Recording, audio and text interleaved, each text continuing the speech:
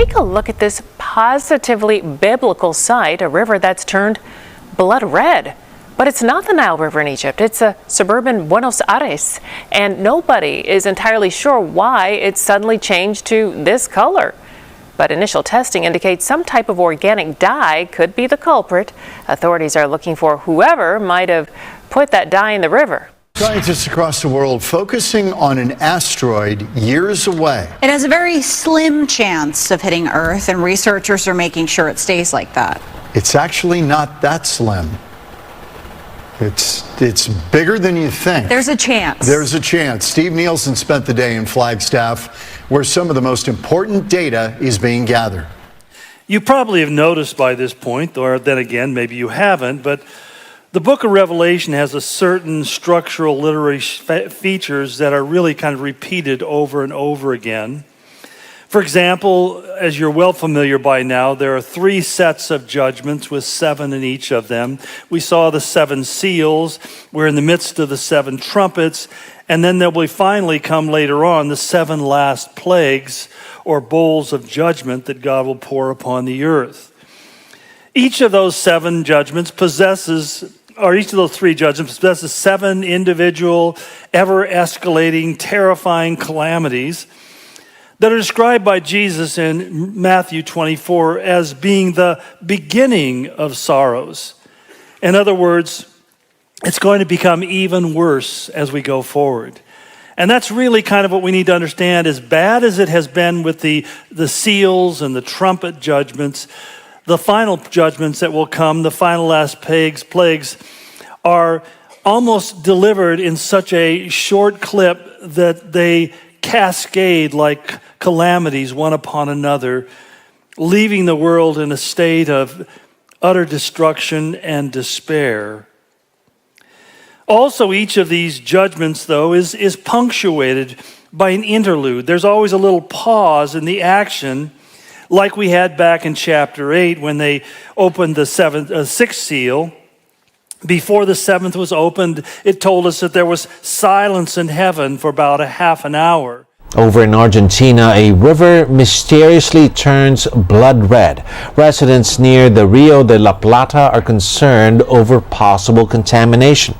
Authorities have already collected samples, and initial reports indicate the substance causing the color change may not be toxic. Residents suspect it was caused by chemical waste from a nearby depot. A river is running red in Argentina and stumping officials as to why. Residents started sharing images of the discolored water on social media last week. They also reported a smell coming from the river. Reports say the stream runs through the municipality of Avellaneda, which is home to a leather-making industry, where animal skins are treated with chemicals. However, it's still unclear what caused the river to turn red and whether or not it's toxic.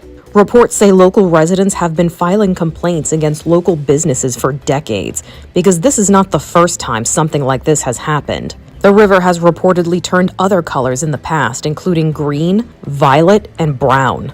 Avellaneda is about 10 miles outside of the capital of Buenos Aires, and environmental officials are leading an investigation to get to the bottom of this mystery. We've only got 8 years left to spend our superannuation. Well, the demise of the Earth may be a bit premature.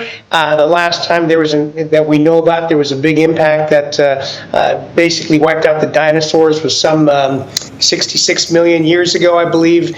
And so, this asteroid, while the chance estimate has doubled, it's only doubled to around 2%. Even then, remember, this is a very inexact science. I expect this estimate to change again. There are a lot of things that influence the orbits of these objects. And besides, I don't believe this object is quite as big as the one believed to have hit the Earth back in 66 million years ago. So a little premature to worry too much about this. There are a lot more things going on. Leroy, you're letting the facts get in the way of a great yarn. But NASA are they not keeping an eye on this asteroid? I mean, I'm surprised it hasn't happened already to a larger extent. What does it mean when NASA is keeping an eye on something?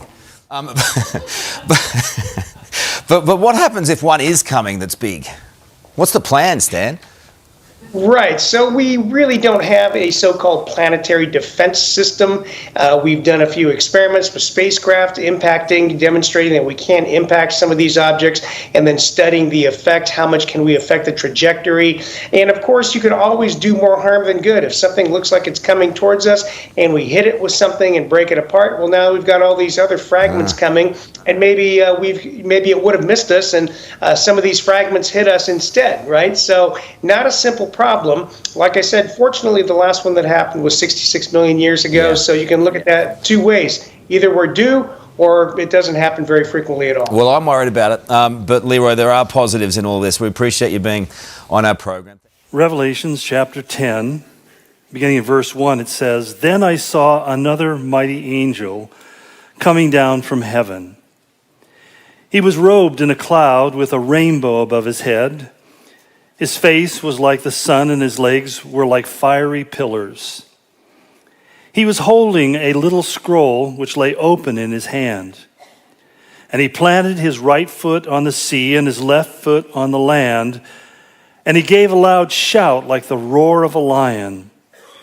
And when he shouted, the voices of seven thunders spoke. And when the seven thunders spoke, I was about to write. But I heard a voice from heaven say, 'Seal up what the seven thunders have said, and do not write it down.' And then the angel I had seen standing on the sea and on the land raised his right hand to heaven. He swore by him who lives forever and ever, who created the heavens and all that is in them, and the earth and all that is in it, and the sea and all that is in it, and said, 'There will be no more delay. But in the days when the seventh angel is about to sound his trumpet, the mystery of God will be accomplished, just as he announced to his servants, the prophets.'" Also, each of these similarly begin, as we find here in chapter 10 with our reading, that once again, between the blasts of the sixth and the seventh trumpet, John sees another angel, a mighty angel that he describes as coming down from heaven. And although this angel is not named to us, in fact, there are very few angels who are named. We know that there's Gabriel, there is Lucifer, and there was Michael.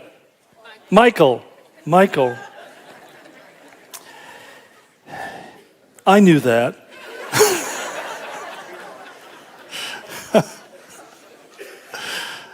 Oh, Jesus. Come quickly. Anyway, but beyond that, we don't know anything except we know that they are really kind of divided into two kind of categories. There are good angels and there are bad angels. And clearly this angel is one of the good guys, a prominent one apparently, at least in the hierarchy of heaven. For as we've seen previously, not all angels are good and godly. Later, in fact, in chapter 12, we'll learn that a third of the angels apparently fell from heaven and became dark, demonic, and destructive forces